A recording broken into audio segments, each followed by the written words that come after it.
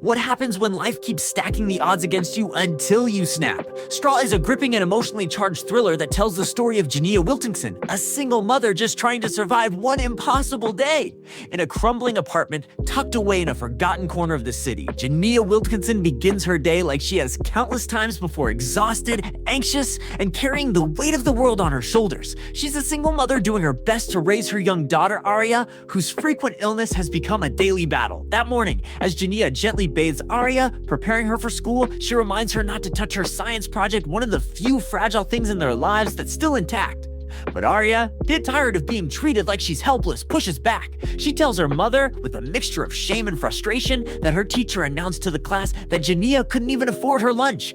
The words hit like a slap, but there's no time to dwell on the hurt. Jania presses forward, trying to block out the sting and focus on the tasks ahead, because in her world, if you stop moving, you don't survive. As she steps out of their apartment, Jania notices her neighbor, a man in a wheelchair, sitting quietly by the hallway. Without hesitation, she offers him her spare change. It's a small gesture born from compassion, but the moment is shattered by the voice of her landlord, who watches the exchange with contempt. He doesn't care about kindness, only money.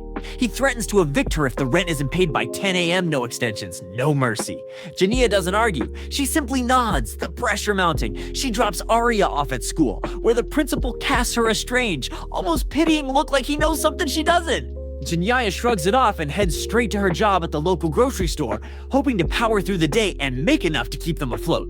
At work, things go from bad to worse. A customer tries to use an EBT card to buy non-eligible items. Jania, following store policy, tells him she can't accept it. His reaction is explosive. He throws a glass bottle at her in a fit of rage. The bottle crashes near her, shards flying across the floor. Her manager doesn't ask if she's okay. He doesn't even acknowledge the danger she just faced. Instead, he barks an order for her to clean it up. Her dignity, her safety, they mean nothing in that place. Then comes the phone call that shatters her already fragile world. On the other end of the line, someone from the school tells her that Aria had a seizure in the bathtub. Jania's heart stops. She begs her manager to let her leave, but he gives her a hard ultimatum: be back in 30 minutes or lose her job. And just to twist the knife, he refuses to give her the paycheck she's already earned. Jania runs out, desperate, and heads straight to the bank in hopes of withdrawing cash for Aria's lunch. But the line is long, agonizingly so. She doesn't have time to wait. She sprints to Aria's school, hoping to reach her in time to take her home to make sure she's safe. But when she arrives, she's greeted by the school principal and someone else, Child Protective Services. Jania watches, helpless as her daughter is taken from her. She pleads with them, screams for them to wait to take Aria's medicine. But they don't listen. They leave, cold and unmoved, and Aria is gone. In the span of a single morning, Jania has lost her child. And the world just keeps turning. Somehow, Jania finds a way back to the store. She's drenched, shaken, and on the brink of collapse. She's late, and she knows what's coming. Her manager fires her on the spot. No second chances, no humanity. And when she begs for the paycheck she's already worked for, he refuses again. She walks home, but home is no longer there. Her belongings are scattered on the sidewalk, left out in the rain like trash.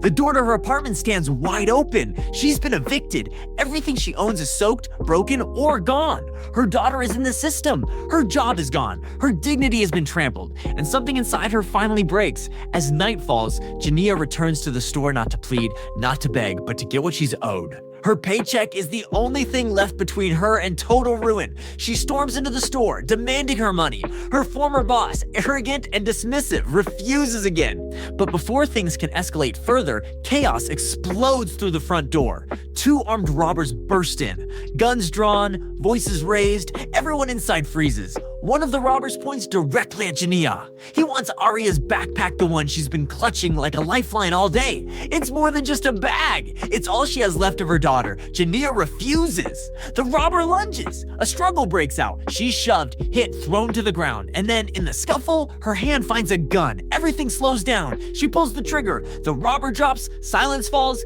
heavy and horrifying. But it isn't over.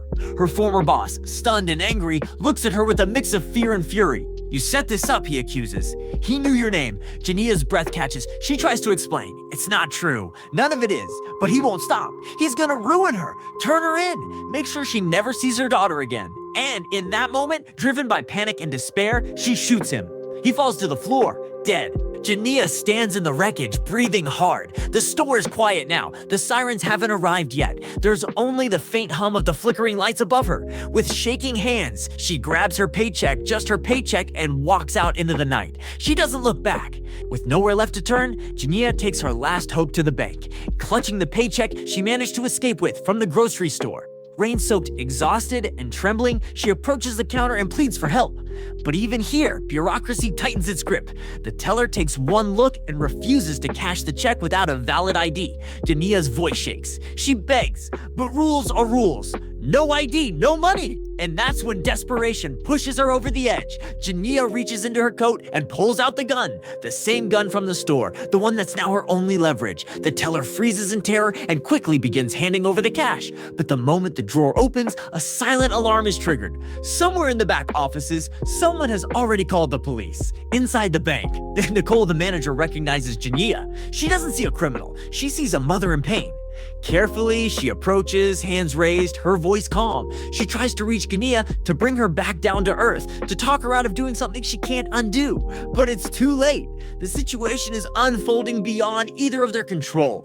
Detectives Raymond and Grimes, already deep into the investigation of the grocery store shooting, are informed of the unfolding robbery. For Raymond, this isn't just another case.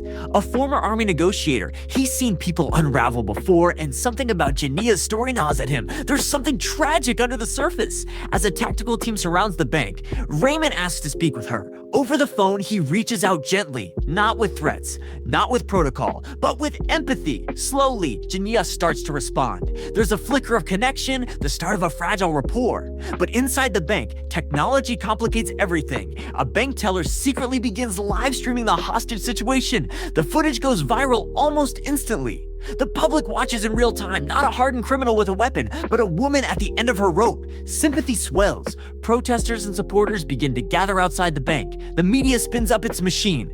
As the live stream continues to gain attention, police decide to cut it off. The feed is jammed, and the outside world loses its window into the standoff. Still, Raymond digs deeper.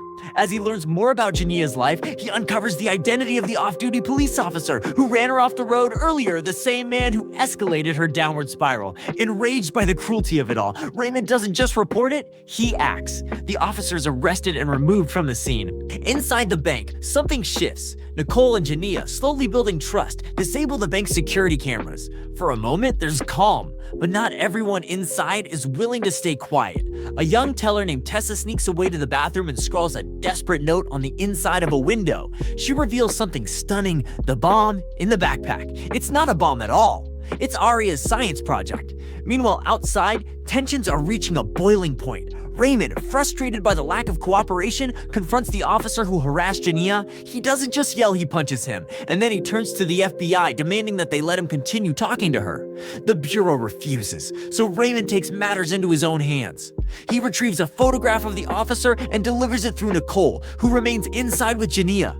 As Nicole shows her the photo, Jania's expression changes. The truth floods in. She confirms the man's identity, the one who started it all. In that moment, she makes a choice. She lets the hostages go, but Nicole stays. Something in her won't let her leave. She knows this isn't over. Not really. Then comes the call that breaks everything. Jania's phone rings. On the other end is her mother. Her voice is soft, filled with sorrow. She tells Jania something she's been avoiding all day. Something she's buried so deep that even her mind refused to process it.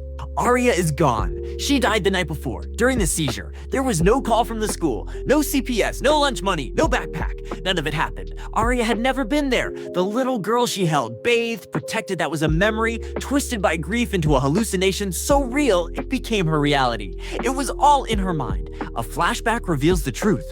The morning bath, the school drop-off, the confrontation with CPS, none of it happened. Aria had died in the tub, and Jania's mind, shattered by the trauma, had built an illusion so powerful she believed it completely. Nicole knew. That's why she stayed. She wasn't just helping Jania escape from police. She was trying to shield her from the horrifying truth. Outside, the police make their move. The FBI storms in. Tear gas canisters are fired through the windows. There's chaos, screams. Then a single shot rings out. Jania drops to the ground, hit, but then the scene melts away. It's another hallucination. In reality, there's no storming of the bank, no gunfire, no tear gas. Instead, Jania stands quietly in the center of the lobby. The gun is gone. Her hands are empty, and by her side is Nicole, steady as ever. Detective Raymond steps forward, his voice calm, his arms open, and Jania surrenders. There's no shouting, no struggle, just the quiet collapse of a woman who carried too much pain for too long, because this wasn't the story of a violent criminal or a planned heist. It was the story of a mother who lost her child and then lost her grip on reality.